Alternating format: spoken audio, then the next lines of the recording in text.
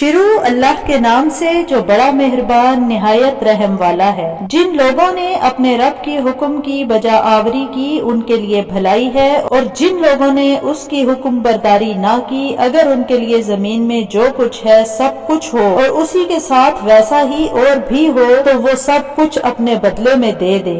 یہی ہیں جن کے لیے برا حساب ہے اور جن کا ٹھکانہ جہنم ہے جو بہت بری جگہ ہے۔ کیا وہ ایک شخص جو یہ علم رکھتا ہو کہ آپ کی طرف آپ کے رب کی جانب سے جو اتارا گیا ہے وہ حق ہے، اس شخص جیسا ہو سکتا ہے جو اندھا ہو؟ نصیحت تو وہی قبول کرتے ہیں جو عقل مند ہوں، جو اللہ کے عہد و پیمان کو پورا کرتے ہیں اور قول و قرار کو توڑتے نہیں، اور اللہ نے جن چیزوں کو جوڑنے کا حکم دیا ہے وہ اسے جوڑتے ہیں، اور وہ اپنے پروردگار سے ڈرتے ہیں اور حساب کی سختی کا اندیشہ رکھتے ہیں، اور وہ اپنے رب کی رضامندی کی طلب کے لیے صبر کرتے ہیں اور نمازوں کو برابر قائم رکھتے ہیں، اور جو کچھ ہم نے انہیں دے رکھا ہے اسے چھپے کھلے خرچ کرتے ہیں، اور برائی کو بھی بھلائی سے ٹالتے ہیں، انہی کے لیے عاقبت کا گھر ہے۔ ہمیشہ رہنے کے باغات ہیں جہاں یہ خود جائیں گے، اور ان کے باپ دادوں اور بیویوں اور اولادوں میں سے بھی جو نیکوکار ہوں گے ان کے پاس فرشتے ہر دروازے سے آئیں گے،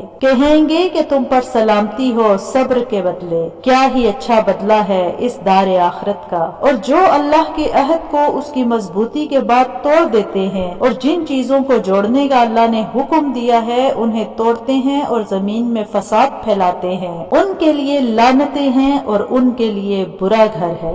اللہ تعالیٰ جس کی روزی چاہتا ہے بڑھاتا ہے اور گھٹاتا ہے، یہ تو دنیا کی زندگی میں مست ہو گئے، حالانکہ دنیا آخرت کے مقابلے میں نہایت حقیر پونجی ہے۔ کافر کہتے ہیں کہ اس پر کوئی نشانی معجزہ کیوں نازل نہیں کیا گیا؟ جواب دے دیجئے کہ جسے اللہ گمراہ کرنا چاہے کر دیتا ہے، اور جو اس کی طرف جھکے اسے راستہ دکھا دیتا ہے۔ جو لوگ ایمان لائے ان کے دل اللہ کے ذکر سے اطمینان حاصل کرتے ہیں۔ یاد رکھو اللہ کے ذکر سے ہی دلوں کو تسلی حاصل ہوتی ہے۔ جو لوگ ایمان لائے اور جنہوں نے نیک کام بھی کیے ان کے لیے خوشحالی ہے اور بہترین ٹھکانہ ہے۔ اسی طرح ہم نے آپ کو اس امت میں بھیجا ہے جس سے پہلے بہت سی امتیں گزر چکی ہیں، کہ آپ انہیں ہماری طرف سے جو وحی آپ پر اتری ہے پڑھ کر سنائیے۔ یہ اللہ رحمان کے منکر ہیں۔ آپ کہہ دیجئے کہ میرا پالنے والا تو وہی ہے، اس کے سوا در حقیقت کوئی بھی لائق عبادت نہیں،